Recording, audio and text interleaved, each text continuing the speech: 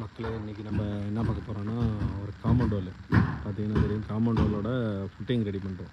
எல்லாமே ஒரே சைஸ் தான், 80/120க்கு.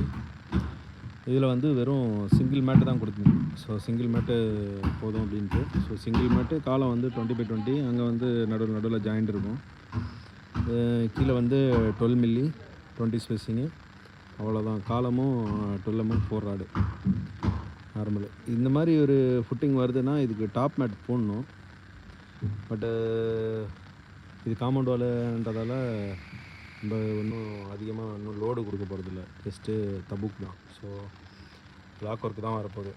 இந்த லெவலில் ஒரு டைபிங்கும் வந்துடும். ஸோ அதுவே பெரிய சப்போர்ட் தான். So no problem. இந்த ஸ்டீலே போதும். இருந்தாலும் 2 ஸ்டீல் வந்து இங்கே 2 ஸ்டீலு காலம் சப்போர்ட்லேயும், இந்த பக்கத்தில் 2 ஸ்டீலும் நம்ம எக்ஸ்ட்ராவாக கொடுத்து பண்ணிகிட்ருக்கோம். பார்த்து தெரியும். இந்த காம்பவுண்ட் வாலு, இந்த சைடு, இந்த 2 சைடும் நம்ம வந்து இப்போ வந்து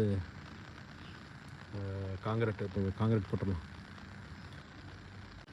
அப்புறம் வந்து பின்னாடி வந்து சஸ்பென்ஷன் ஜாயிண்ட் இன்னும் வைக்கல பாருங்கள். ஸோ அதை இப்போ வச்சிரும். அங்கே வச்சுருக்கு, அங்கெல்லாம் வச்சு அந்த ஃபுட்டிங்லாம் உள்ளே வச்சுருக்கு.